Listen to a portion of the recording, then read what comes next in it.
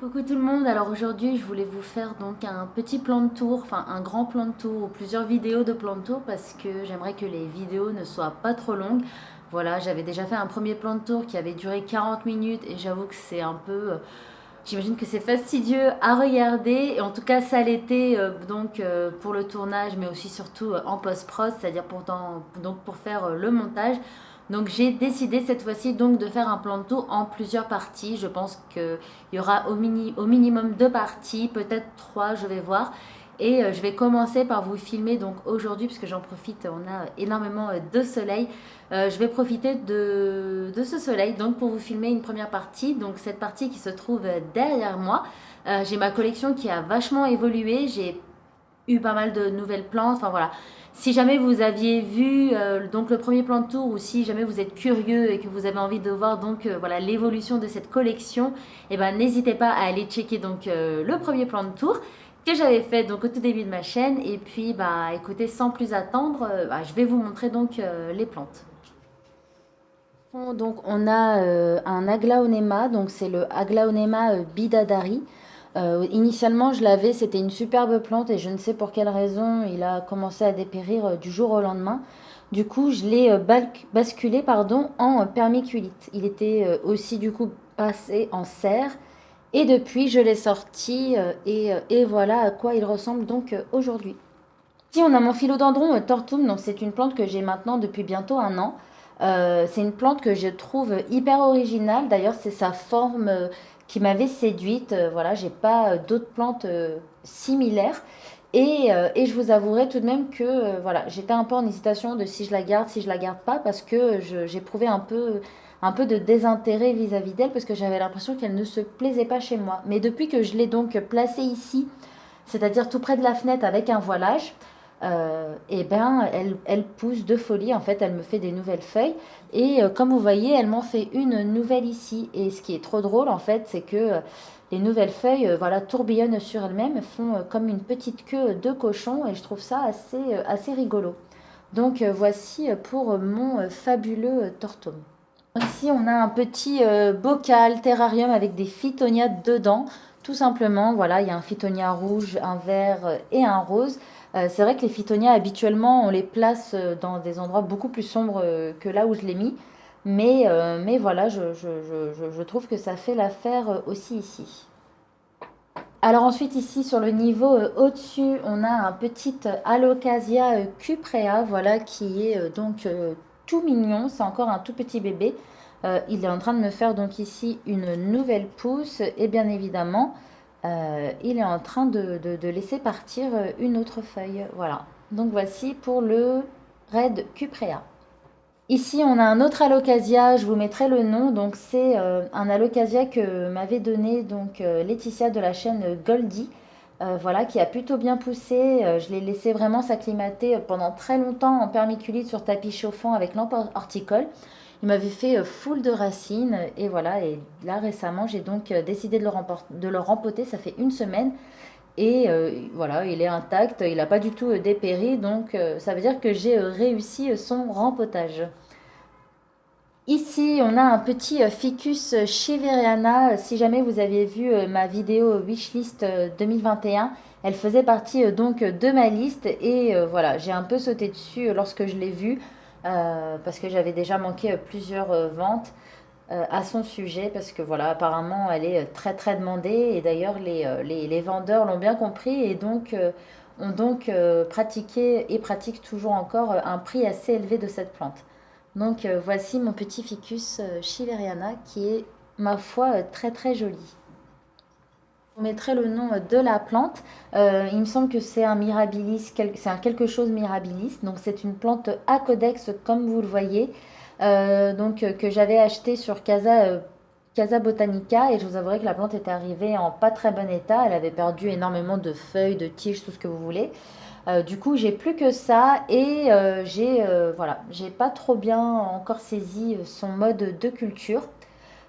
Donc, si vous avez des conseils, n'hésitez pas à me les donner parce que je peine quand même à ce qu'elle pousse. Je peine à avoir de nouvelles feuilles, quoique j'ai eu des nouvelles feuilles, mais comme vous voyez, elle est vachement dégarnie et elle ne m'a pas proposé de nouvelles tiges.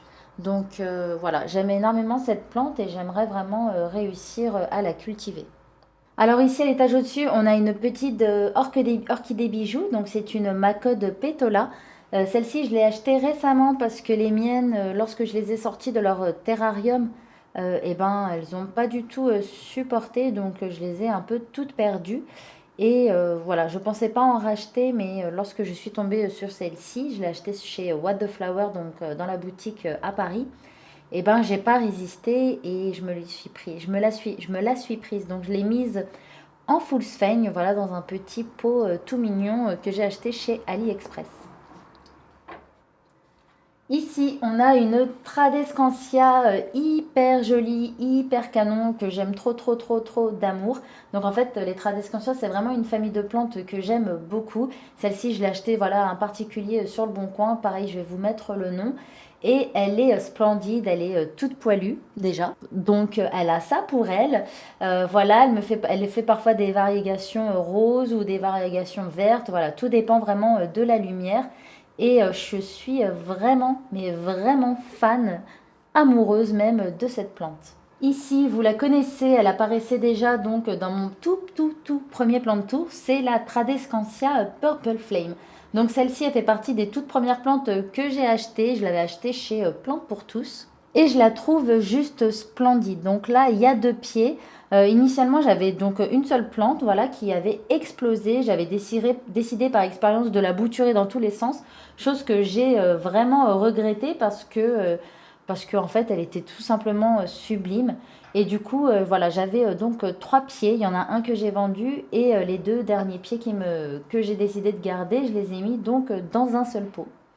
Donc voilà, c'est vraiment une plante très très facile, hyper jolie. Voilà, je vous la recommande si jamais vous tombez dessus. Et pour finir avec l'étagère, je vous présente donc une Tradescantia Pink Stripe. C'est une sorte de pallida avec des variégations. Donc celle-ci, je l'ai échangée contre un calathea. Oui, oui, j'ai échangé un calathea. Il me semble que c'était le Picturata contre cette plante-ci. Voilà, elle a explosé, elle a hyper bien poussé. Et je suis vraiment trop trop contente parce qu'elle est elle aussi hyper facile et hyper belle en même temps. Alors ici, on a mon philodendron saudirois. Donc c'est une plante fraîchement arrivée à la maison.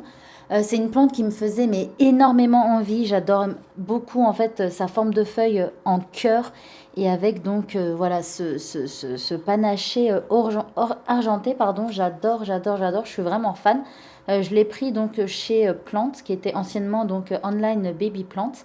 Et ma foi, elle s'acclimate plutôt bien. Je l'ai rempotée directement dès son arrivée. Et voilà, le rempotage a été réussi. Ici, on a donc une Monstera variegata. Donc voilà, c'est une bouture de ma Monstera, donc de la plante mère, que j'avais faite. Et voici donc à quoi elle ressemble. C'est une bouture maintenant, bon, qui maintenant est une plante établie. Elle est dans son pot, elle est indépendante. Voilà, elle a quatre feuilles et elle se porte à merveille. Et elle est magnifique aussi. Alors ici, on a un joli philodendron Paraíso Verde. Donc c'est vraiment une plante magnifique qui me faisait très envie. Et je suis très contente donc de la voir et j'espère que sa situation, donc voilà, son emplacement ici près de la baie vitrée saura la satisfaire. Ici, on a un superbe Syngonium albo variegata. Donc, c'est pas le premier Syngonium albo variegata que j'ai. Je pense que si vous aviez suivi mes anciennes vidéos, vous avez vu que j'en avais déjà un et qui me faisait que des feuilles blanches. Donc, c'est la raison pour laquelle j'ai sauté sur l'occasion lorsque j'ai vu celui-ci. Il était vraiment pas cher et voilà, je me suis donc laissé cette chance d'avoir un Syngonium albo variegata qui me fasse donc des feuilles variegata, c'est-à-dire panachées avec un mélange de vert et de blanc et qui me fasse pas uniquement que des feuilles blanches. Ici, on a un petit Anthurium crystallinum qui se porte, ma foi, à merveille. Voilà, j'ai un peu une folie des anthuriums en ce moment et c'est un gros problème parce qu'il y a énormément de variétés et si je me laisse prendre donc à cette folie, bah, je risque d'être fauchée, voilà. Mais bon, je vais me retenir, hein, je vais rester donc sur les variétés que j'ai déjà et voir au fur et à mesure donc s'il y a des pépites qui me plaisent. Alors ici, on a mon magnifique croton. Voilà, donc c'est une plante assez banale, assez classique que nos mères, nos grands-mères avaient déjà donc à la maison.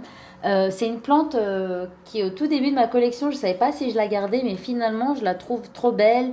Et finalement, c'est quand même un point positif d'avoir des plantes aussi faciles dans notre collection parce que si on avait que des divas, eh ben, on serait dans de beaux draps, c'est-à-dire que voilà, on serait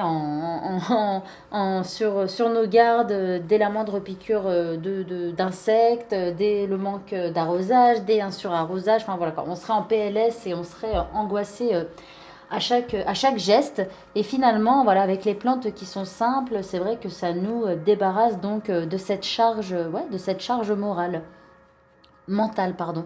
Donc voilà, finalement, je suis très contente de l'avoir.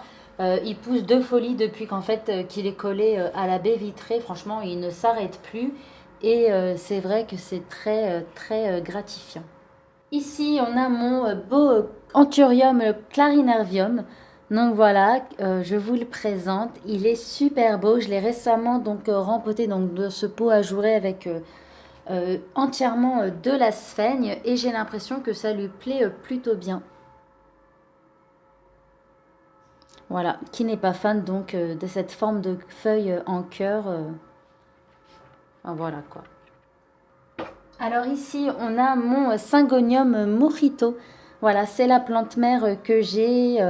Malheureusement, elle a pas mal de feuilles qui sont mortes en fait. Il s'est pas mal dégarni. Oh, j'avais pas vu qu'il me faisait une nouvelle feuille ici. Donc trop contente. Et aussi commencer à perdre ses variégations parce que je pense que c'est vraiment une plante bah, qui a un gros appétit. Et si voilà, on ne lui donne pas l'engrais qu'il faut, et ben voilà, il fait donc un panaché plutôt terne. Alors qu'en réalité, il peut faire un panaché comme celui-ci. Voilà, c'est pour vous dire à quel point voilà, bien nourrir ses plantes, ça peut faire aussi donc toute la différence. Donc là, c'est une bouture que j'ai fait de ma plante mère. Donc ça, c'est un autre Syngonium mojito.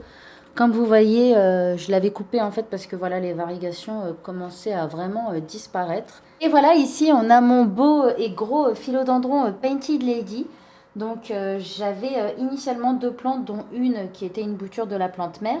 Et j'ai décidé donc de rempoter les deux plantes dans le même pot.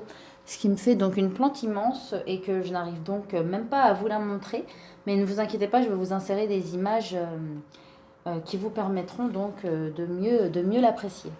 Ici, on a un philodendron gloriosum, donc c'est une plante que j'ai achetée à un particulier.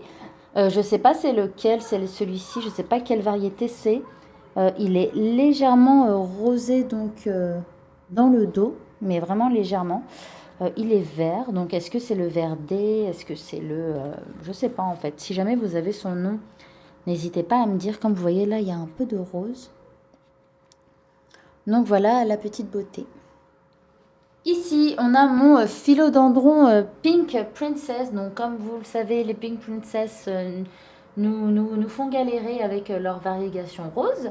Voilà, il n'en a pas énormément. Celui-ci, c'est le mien. C'est quand même une très belle plante. Elle est assez grande et elle me fait voilà de temps en temps des variégations comme ceci. Et ici, on a donc un superbe Gloriosum Dark Form. Donc c'est pas du tout la même variété que le petit Gloriosum que je vous ai montré tout à l'heure. Celui-ci, donc, il a des feuilles vertes hyper foncées. Et comme vous le voyez, les feuilles sont assez énormes. Voilà, je suis vraiment hyper contente de l'avoir. C'est vrai qu'elle prend énormément de place. Et j'avoue que je m'étais questionnée à si je la gardais ou pas. Parce que, bah voilà, par manque de place, et ben, des fois, il faut faire des choix. Malgré qu'elle me plaît énormément. Et voilà, bon, en tout cas, pour le moment, elle est là à la maison. Et voilà pour donc la dernière plante, l'avant-dernière plante. Parce que la dernière plante donc de ce coin-ci, c'est donc celle-ci. Voilà, celle-ci, je l'ai reçue aussi pareil. C'était un échange de plantes que j'ai fait et je suis vraiment trop contente. J'avais trop envie d'avoir une plante. J'avais trop envie de la voir en fait, celle-ci, chez moi. Je la trouve vraiment, mais vraiment trop belle.